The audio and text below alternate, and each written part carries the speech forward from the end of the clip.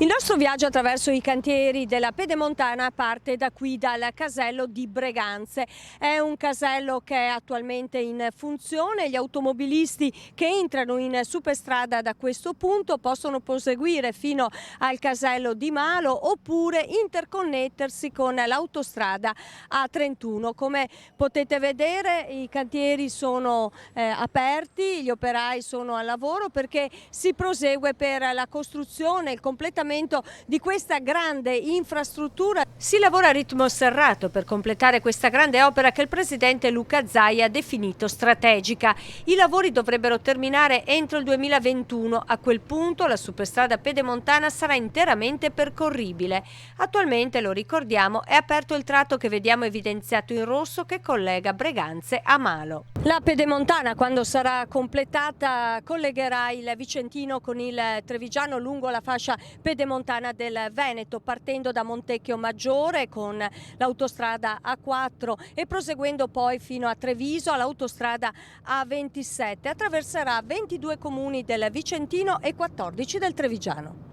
Percorriamo la Complanare con direzione Marostica. Incontriamo nel nostro viaggio decine e decine di uomini e mezzi al lavoro sotto il sole di luglio. In alcuni tratti le opere sono ad uno stadio avanzato, la superstrada è già asfaltata, si attende la posa dello spartitraffico e delle barriere.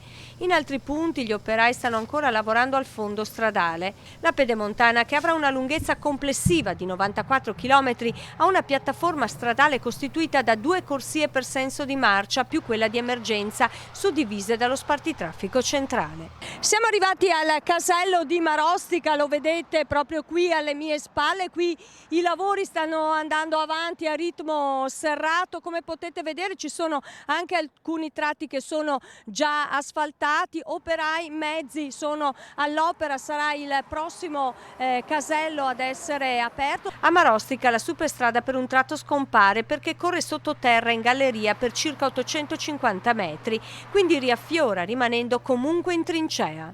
Risaliamo in auto e proseguiamo lungo la Complanare, in termini tecnici la cosiddetta viabilità secondaria.